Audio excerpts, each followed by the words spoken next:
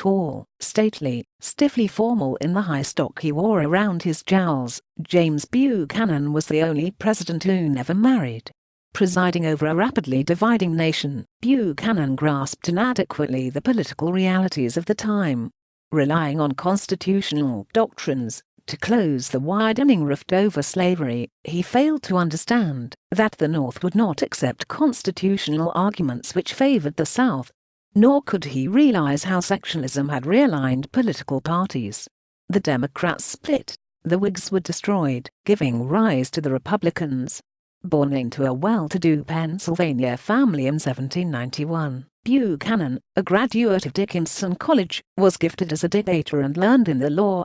He was elected 5 times to the House of Representatives, then, after an interlude as minister to Russia, served for a decade in the Senate. He became Polk's Secretary of State and Pierce's minister to Great Britain. Service abroad helped to bring him the Democratic nomination in 1856, because it had exempted him from involvement in bitter domestic controversies. As president-elect, Buchanan thought the crisis would disappear if he maintained a sectional balance in his appointments and could persuade the people to accept constitutional law as the Supreme Court interpreted it. The court was considering the legality of restricting slavery in the territories, and 2 justices hinted to Buchanan what the decision would be. Thus, in his inaugural, the president referred to the territorial question as happily a matter of but little practical importance, since the Supreme Court was about to settle it speedily and finally. 2 days later, Chief Justice Roger B. Taney delivered the Dred Scott decision, asserting that Congress had no constitutional power to deprive persons of their property rights and slaves in the territories. Southerners were delighted, but the decision created a furor in the North. Buchanan decided to end the troubles in Kansas by urging the admission of the territory as a slave state. Although he directed his presidential authority to this goal, he further angered the Republicans and alienated members of his own party. Kansas remained a territory.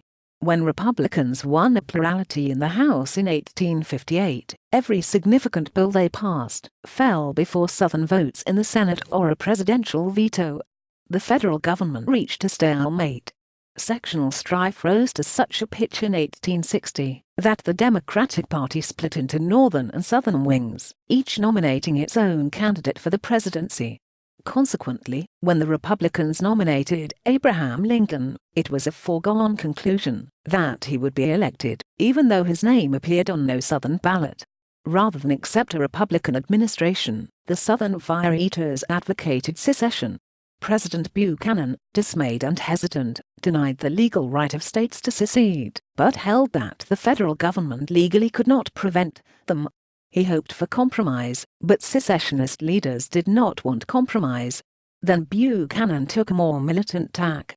As several cabinet members resigned, he appointed Northerners and sent the Star of the West to carry reinforcements to Fort Sumter.